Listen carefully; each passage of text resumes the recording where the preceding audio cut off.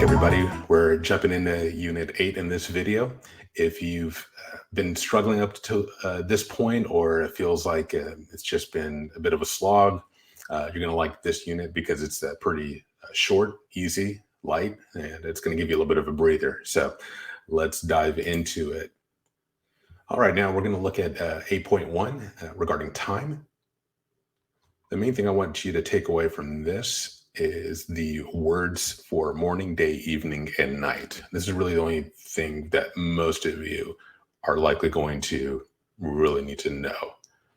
Dwat for morning, kan for day, mishit for evening, and late or leilit for night. Usually I see leilit is the word that is used most often for night.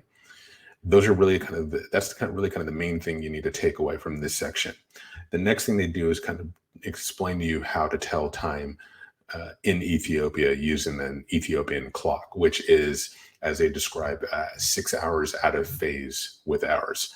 It might, if it seems a little bit complicated and you don't plan on visiting Ethiopia anytime soon, don't even worry about it.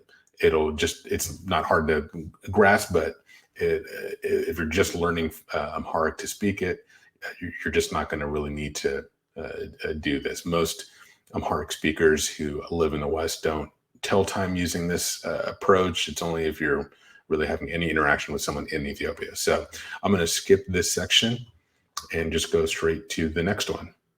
Now with 8.2, we look at the suffix im, or just this consonant ma. And I'll look at this first sentence here, a name, a hedalo. So if we look at just without the suffix, it would be ene hedalo, which means I will go, or I'm going. And with the pronoun there, ene, it just adds that added emphasis, even though we know hedalo means I'm going. But with that suffix, ename, hedalo, it means I'll go too. I'll also go. And that suffix doesn't ever get applied to the verb, so that's only going to go on the noun or the pronoun. And finally, with note 8.3, we look at the suffix is. And if we look at that similar example from before down there in the second paragraph there, that second section, where it says ene hedalo, kind of following on what we looked at earlier, you see ene hedalo, and then ursos. So the question is, how about you? Using the second person polite here, but you can also use the second person masculine or feminine. Antes, anchis, means the same thing. Well, how about you? What about you? So it's going to refer back to something that was said before. So it's going to be kind of a question that kind of rounds out something that was said just before that.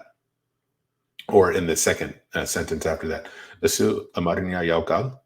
So he knows Amharic. Enes alaukum. Enes alaukum. As for me, I don't know it. And that finishes out Unit 8. Like I said, quick, short, easy.